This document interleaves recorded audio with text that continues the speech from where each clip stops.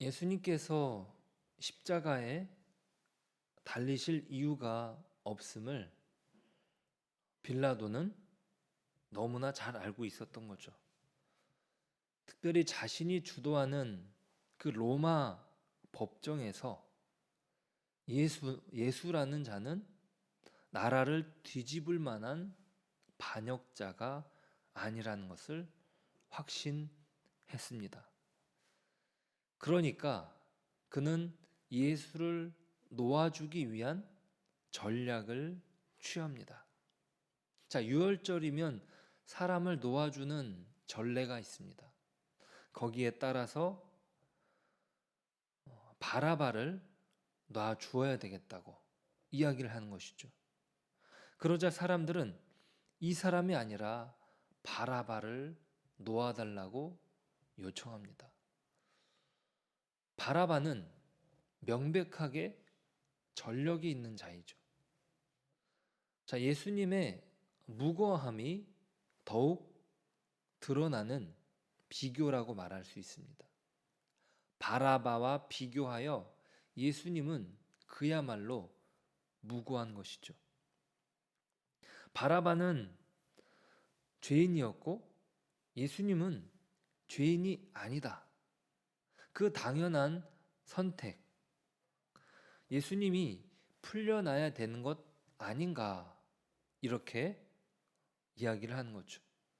하지만 사람들은 바라바를 놓아달라고 소리를 지릅니다. 자, 여기서 소리를 지른다라고 하는 표현은 이스라엘의 왕 다윗의 자손 이러면서 예수님을 경배했던 표현과 같은 단어입니다. 예수님을 환호했던 그 소리가 예수님을 못 박아라 라는 소리로 바뀌게 된 것이죠. 그들은 종교 지도자들에 의해서 매수된 것입니다. 그들이 선택한 강도 바라바는 사실상 젤로 땅의 일원입니다. 젤로 땅은 혁명군이에요. 로마에 대해서 유대인의 독립을 취하고자 했던 운동가라고 말할 수 있습니다. 그가 저지른 강도와 살인짓은 로마에 항거한 운동의 한 형태입니다. 로마로부터 독립을 하려고 했던 것이죠. 자, 거기에서 강도와 살인을 한 것입니다. 자, 그러면 예수님께서는 유대인의 왕으로서 무엇을 했습니까? 배고픈 자들을 먹이셨습니다. 오병이어의 기적이 그렇습니다. 눈먼 자를 눈뜨게 했고요. 또 병든 자를 낫게 했고 심지어 죽었던 사람을 살리십니다. 나사로 사건이요, 요한복음에서만 기록이 되는데 예루살렘 입성 이전에 행하신 놀라운 사건입니다. 자, 이스라엘의 왕으로서 예수님이 행하신 일은 그 바라바가 했던 일과는 너무나 다른 일입니다. 사람을 죽이지 않았고 사람을 살리는 일, 사람을 멸망 가운데로 인도하는 것이 아니라 영원한 생명을 주는 구원의 길로 인도하셨습니다. 자, 그러니까 예수님은 무고하다라고 하는 것을 더 분명하게 나타나는 것이죠. 자, 이것도 실패하자 빌라도는 예수님을 데려다가 채찍질을 합니다. 왜입니까? 예수님이 죄가 없기 때문이랍니다. 오늘 4절에 보시면 함께 읽어볼까요?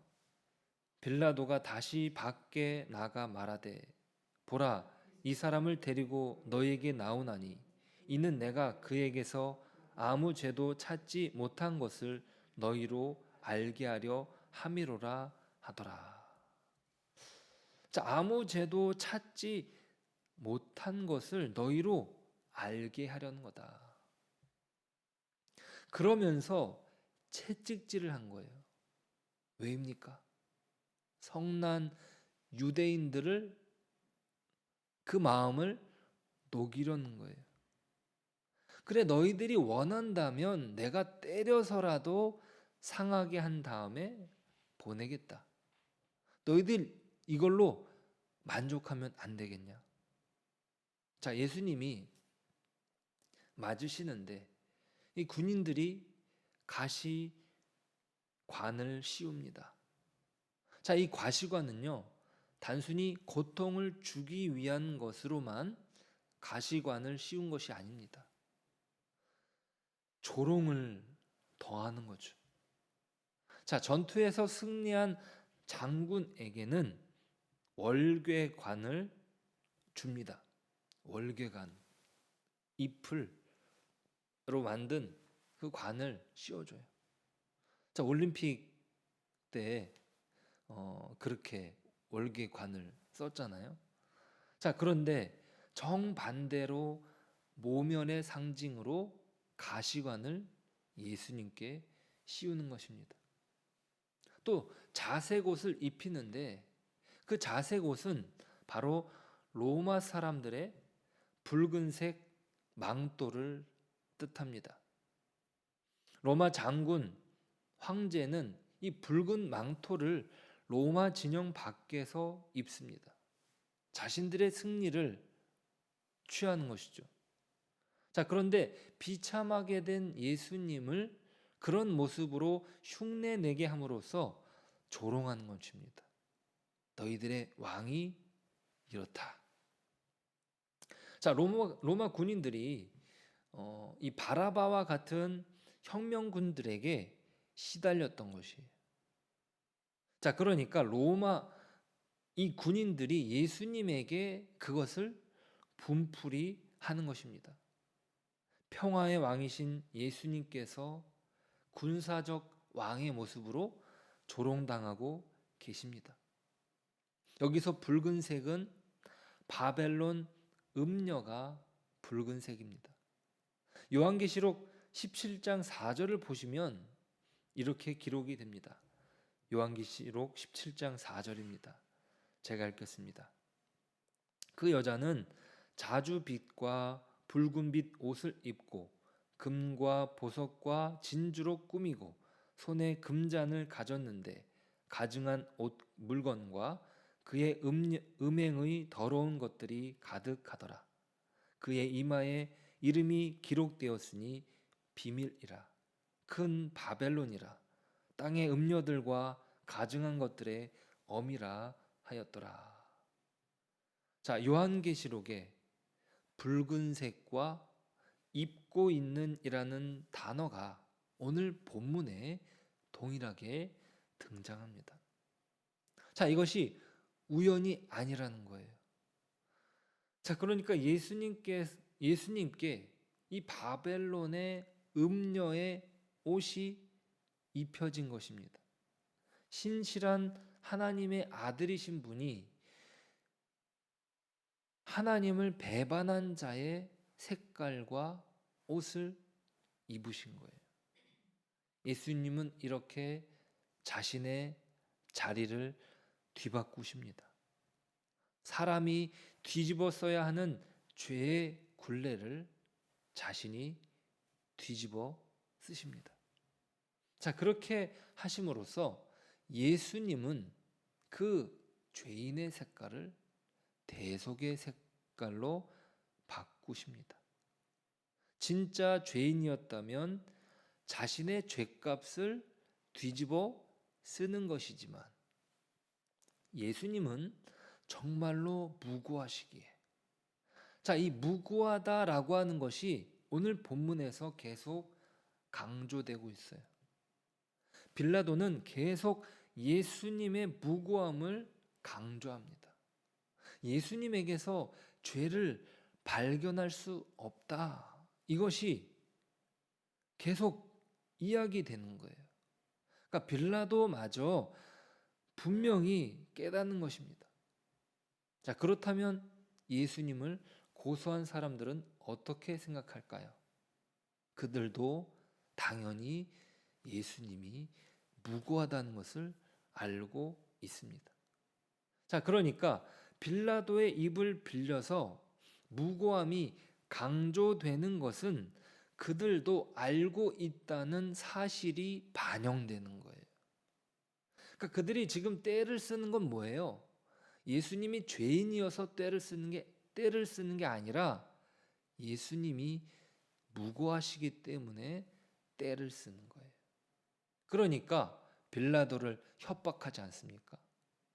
우리에게는 가이사만이 왕인데 당신이 유대인의 왕이라고 하는 자를 놓아준다면 이것은 도대체 무엇을 말하는 겁니까? 자, 이 일이 밀고가 된다면 빌라도의 목숨은 어떻게 해요? 사라질 수도 있는 것이에요. 예수님이 무고하다는 사실을 지금 유대인들도 알고 있습니다. 자, 그러니까 이들은 모순된 행동을 하는 거예요.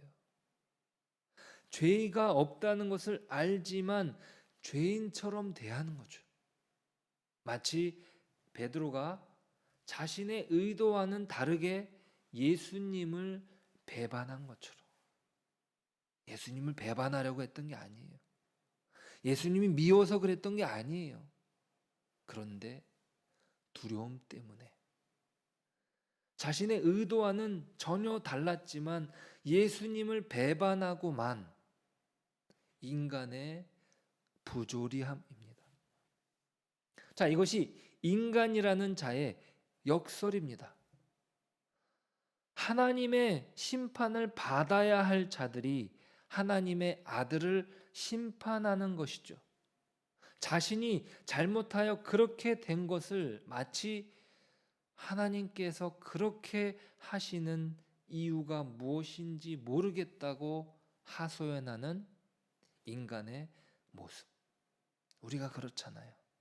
내가 잘못하고 나의 잘못 때문인데 하나님 도대체 왜 나에게 이런 일을 주십니까?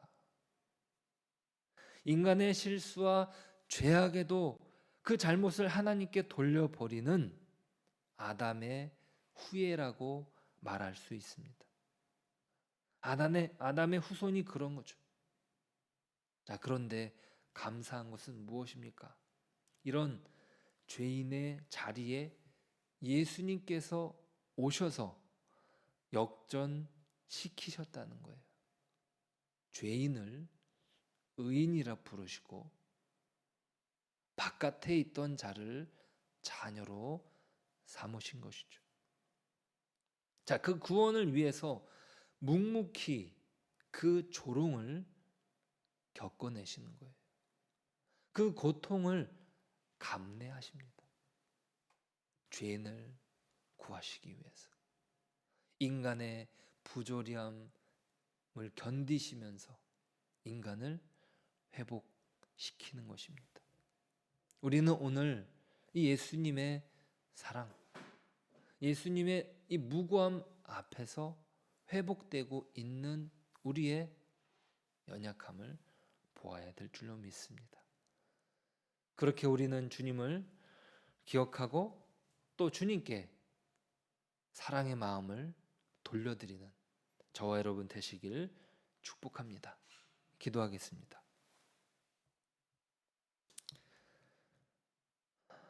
예수님께서 무고하다는 사실이 오늘 말씀에 반복됩니다.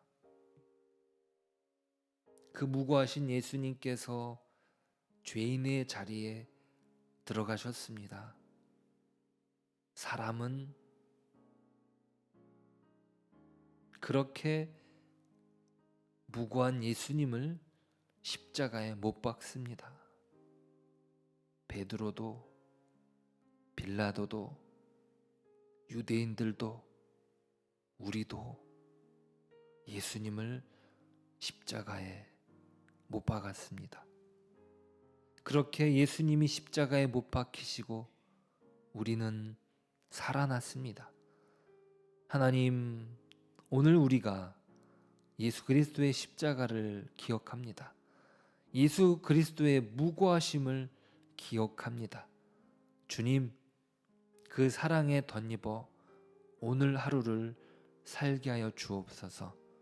그 사랑으로 덧입어 오늘 하루를 주님과 동행하게 하여 주시옵소서.